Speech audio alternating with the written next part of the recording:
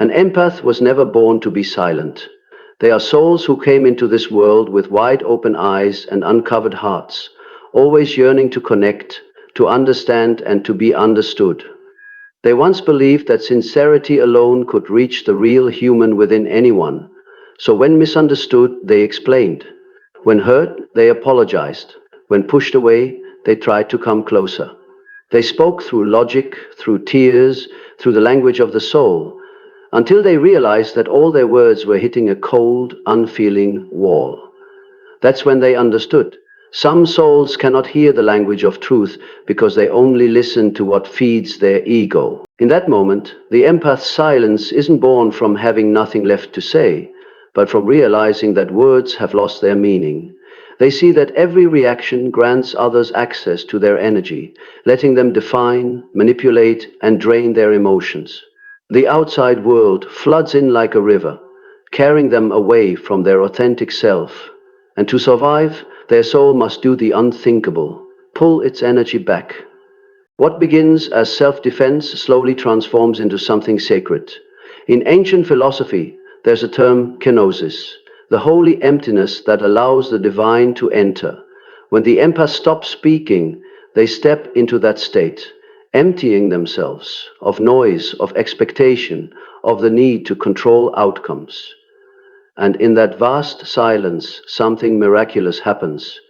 They begin to hear the voice of the universe, not as sound, but as knowing, a deep, tranquil awareness, as if something greater is answering every question they once screamed in despair. Silence now becomes not an escape, but a return to the axis, the point where their soul connects directly with what transcends all people, relationships, and tragedies. They understand that truth doesn't need to be shouted to exist. It only needs to be seen through eyes no longer afraid. And in that wordless gaze, the empath discovers something profound. They haven't lost their voice. They are learning to speak through the energy of presence. For the empath, this marks the first step of awakening, shifting from communication through words to communication through frequency. No more justification, no more proving, no more fighting to be right. Only stillness, the kind of stillness the universe understands and that unawakened souls fear. Because in that stillness, all that is false begins to dissolve. The narcissist, once convinced they could orchestrate the empath's emotional rhythm, now stands like an actor before an empty theater. No reactions to feed on, no sighs to exploit, no forgiving eyes to cling to. They stumble, for the energy that sustained them no longer flows their way. And in this silence, the empath sees what they had once refused to admit. Every codependent relationship is built upon noise. When the noise ends, only truth remains. And truth is always naked. The empath takes no pleasure in watching another fall. They simply witness.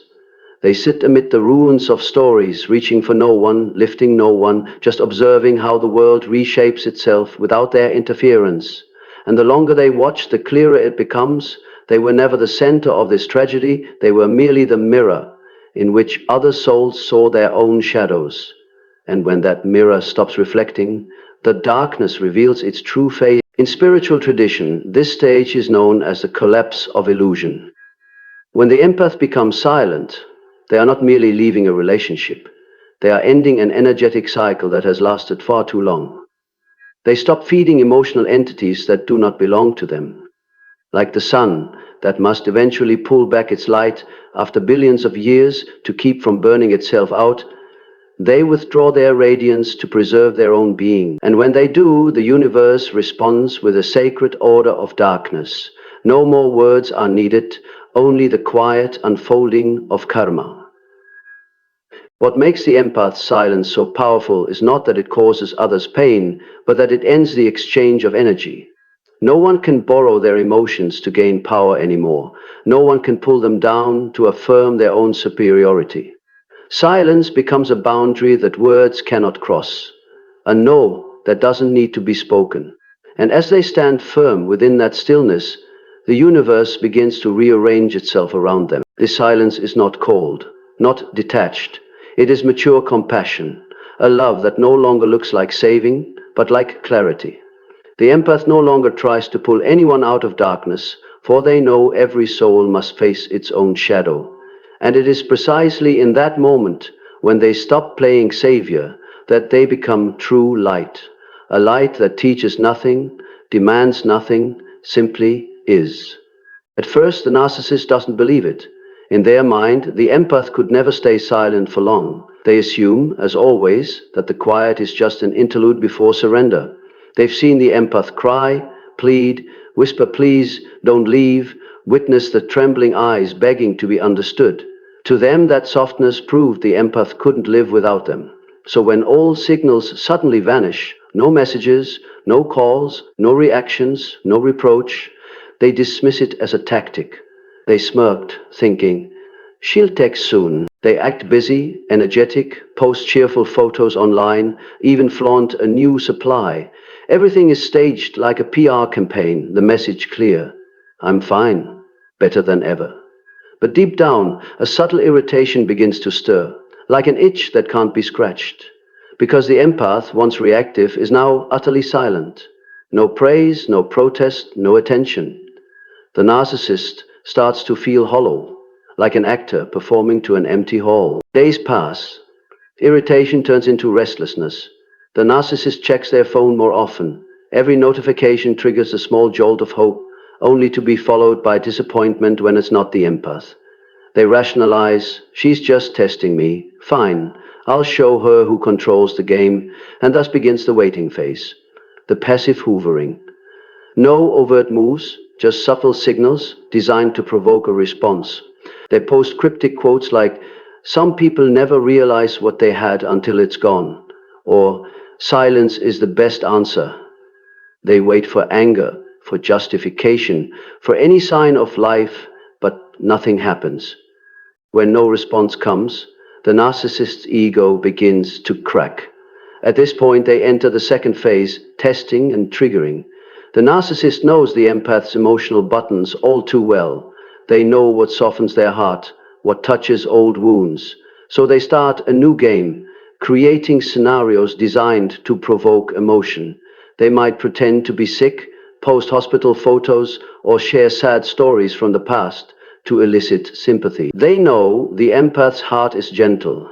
If they see pain, they'll show up, but this time no one comes. The silence begins to gnaw at the narcissist's sense of self.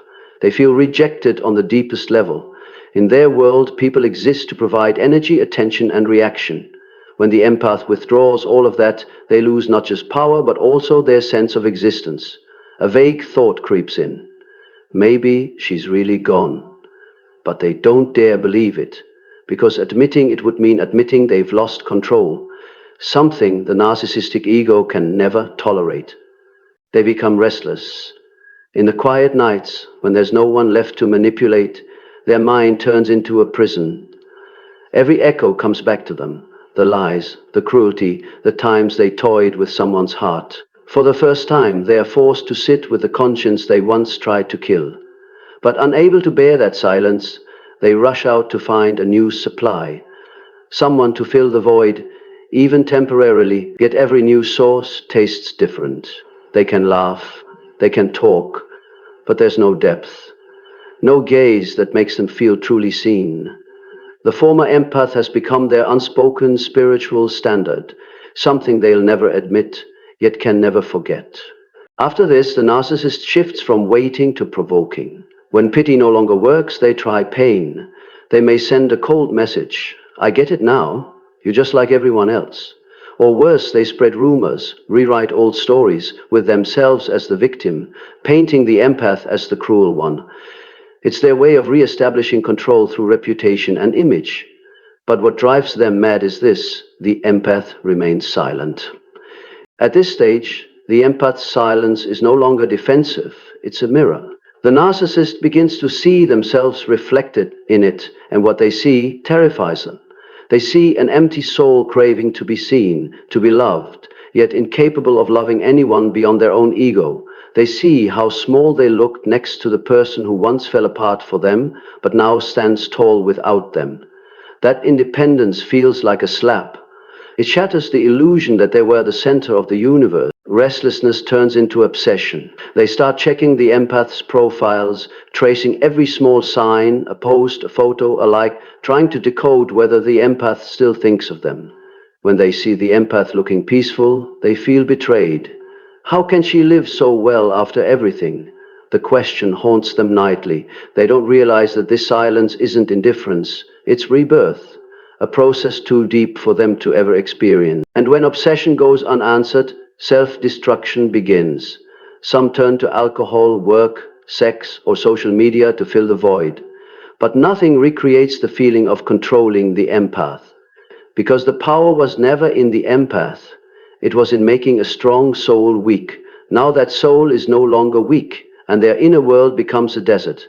A narcissist cannot truly process loss. When they lose control, they don't grieve love. They grieve the collapse of their ego. To them, the empath was a spiritual asset, something they believed they could return to at any time. But once the door is shut, once there's no way to provoke a response, they face what they've avoided all their life, the emptiness within. From here, the extreme reactions begin. Some try to come back, playing the role of the repentant lover, sending long messages, handwritten letters, or spiritual-sounding apologies. They say things like, "I've changed, I finally understand you, you're the only one who ever made me feel real." But every word carries one purpose: to restore the energy supply. When the empath stays silent, the narcissist sinks into despair. Their ego fractures, one half pretending to stay strong, the other trembling at the fear of being forgotten. With no one left to reflect back their self-opinion, the narcissist begins to crumble from within. They start hearing sounds they once ignored: their own breathing, the ticking clock, the silence in their home. What used to be background noise becomes unbearable foreground. Each second reminds them that time is moving, and they can't control it.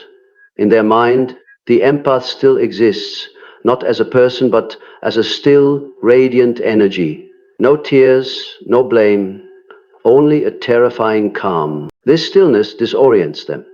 For the first time in their life, the world no longer revolves around them. They see the empath still living, working, laughing, creating, writing, and it stuns them.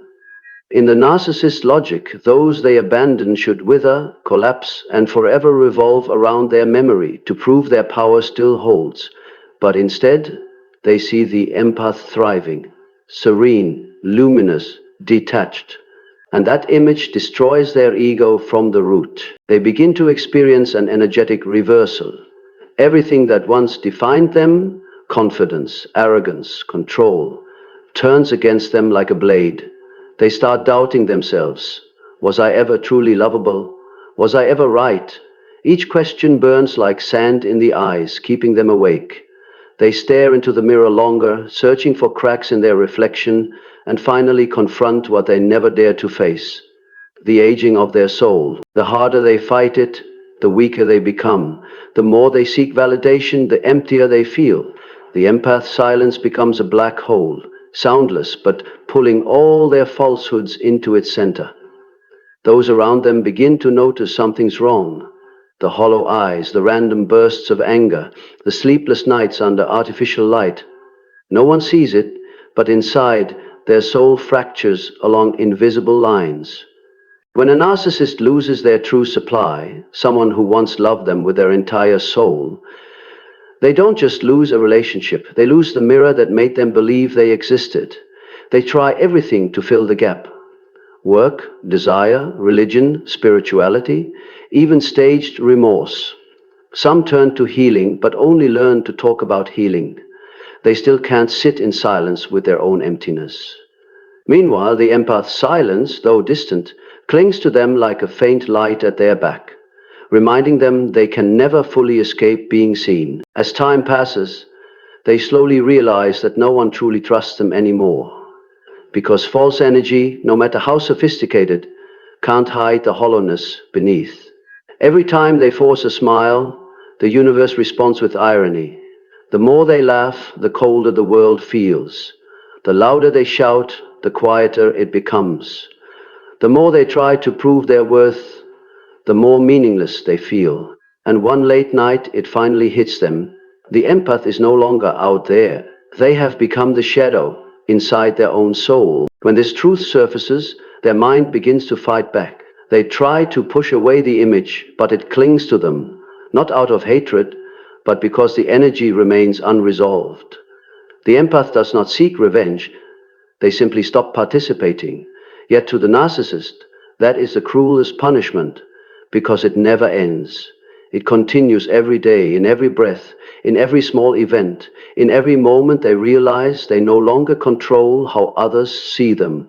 On a deeper level, they feel the universe reversing itself. Everything they once sowed, contempt, coldness, manipulation, returns to them as the feeling of being abandoned, ignored, seen through. And this is no metaphor. They are now experiencing what they once inflicted. No one listens to them the same way. No one believes their tears. No one gets caught in their emotional traps anymore. The empath's silence has become a natural defense system of the universe, sealing every door the narcissist once used to escape from themselves. Meanwhile, the empath quietly walks forward. They don't look back. They don't need to, because they understand silence is no longer a strategy, it is a sign of evolution. When the soul reaches a certain depth of awareness, every noise becomes distortion, and every reaction becomes a waste of energy. Thus, in the end, their silence is not just an empty space between two people, it is the boundary between two levels of consciousness. On one side, a soul awakening, on the other, an ego dying. And in between stands the universe, witnessing, not judging, simply allowing the natural law to unfold. What is false must dissolve. What is true must remain. The narcissist will go on through the lives of others, still seeking reactions, still demanding significance. But deep down, they will never forget the soul who once went silent on them, so silent that their entire world collapsed from that very stillness. From then on, no matter how much noise they make, they will never escape their greatest haunting, the silence that said everything. The empath, after dwelling long in stillness, begins to understand that their silence is no longer merely protection, it is energetic rebalancing between themselves and the universe. By ceasing to send energy to souls unready to receive, they not only restore themselves, but also help purify the collective energy of the world. They become a neutral station, a place where darkness no longer governs emotion. And from that vantage point, they no longer look at the narcissist with anger, but with understanding. You are not evil, you are simply lost in your own maze. Paradoxically, it is precisely when their heart stops hating that the narcissist karma truly begins. For when the empath severs the emotional cord, the narcissist loses the entire energetic transmission line of karma.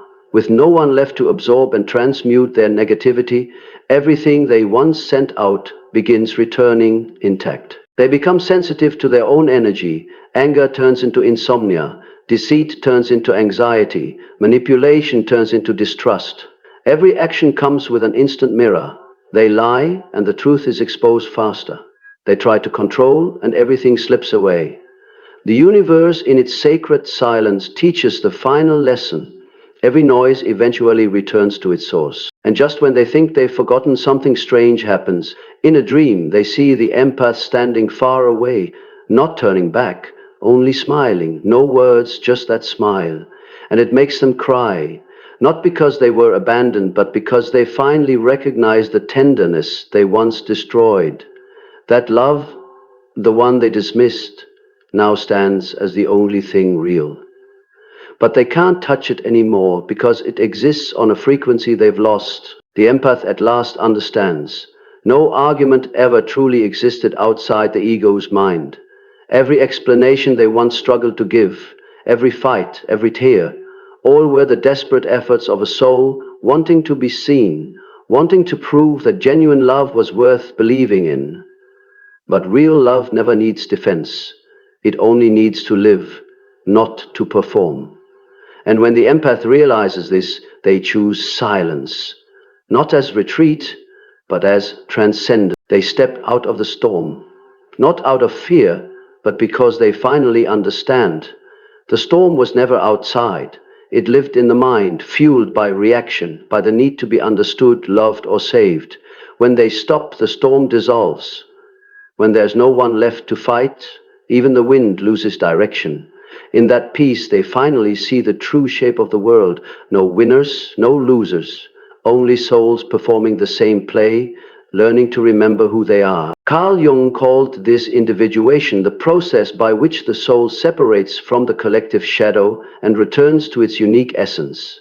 The empath, having walked through the emotional underworld, no longer seeks light outside. That light now emanates from within, from the place that was once their wound. They no longer need anyone to reflect their worth back to them. They have become their own mirror. What is ever now? And then their silence is no longer a void others can fill. It becomes an energy field, a sacred space where all illusions melt. They no longer speak to prove, love to save, or forgive to appear good. Every action now arises from awareness, not reflex. They know when to leave, when to stay, when to smile, and when to be still. And within that stillness, there's a soft roar only awakened souls can hear, the roar of peace. Silence, it turns out, is not weak. It is the sound only those who have been broken can create. It doesn't need volume to touch hearts, for it vibrates in the invisible realm, where energy meets energy, where soul recognizes soul. When the empath becomes silent, the world around them shifts frequency. Those who no longer resonate quietly drift away. Kindred souls begin to appear.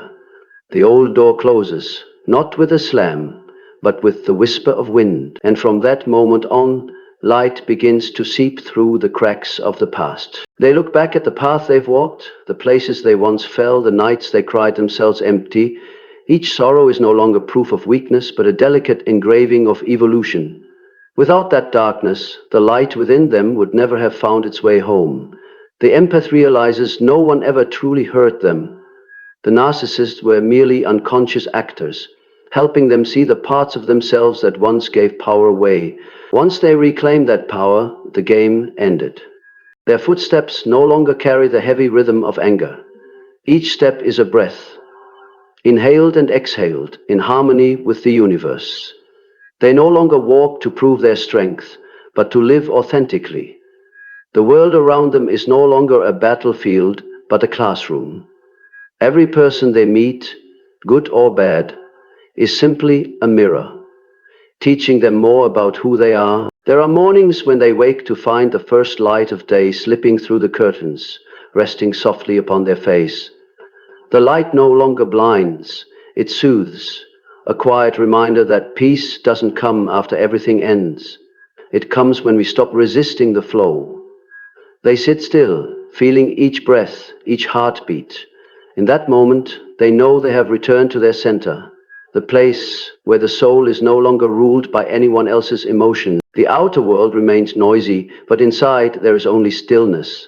Not a dead silence, but a living one. A silence full of rhythm, where everything has its own pulse. Every falling leaf, every gust of wind, every glance carries a message. When they no longer need to explain, they begin to hear the true language of the universe, a language without words, without sound, only presence. And they realize, when the soul is truly awake, the universe whispers every answer within that silence. Now, when someone asks why they don't speak anymore, they simply smile. Because not every truth needs to be expressed. Truth, at its deepest level, is stillness. And when the soul has merged with that stillness, words become unnecessary. Every breath, every look, every step becomes a silent sermon. They walk away from the storm, without looking back, without hate, without regret. Behind them, the wind, the thunder, the clamor of those still asleep. Before them, the pale light of dawn wraps around their weary body like silk. They don't reach for anything. They don't need to. For the first time, everything is enough. In that moment, their soul opens like a flower in a mist. They feel a new kind of strength. Not the power of control, but the power of freedom. Not a scream, but a roar of silence. The silence roars. No one hears it, but the universe does. For within every soul that has learned to be still, another universe is being born. A universe that needs no voice to exist, because silence itself has become its song. The empath is no longer the wounded one, nor the savior. They are the one who has transcended both roles. They understand that only when the soul has matured enough does it stop seeking to be understood, and instead becomes the one who understands all souls. They walk on between ruins and light, between endings and beginnings. The wind moves through their hair, carrying the faint echo of what once was a storm, and in that moment they smile, not because they've won, but because they've understood. They understand that peace is not a place to hide, but the true nature of every soul once it stops fearing. Silence is not the end. Silence is the soul's ultimate answer after learning its lessons on love, power, and self. And from this moment on, they no longer need to be heard, for their very presence is enough to make the world fall silent and listen.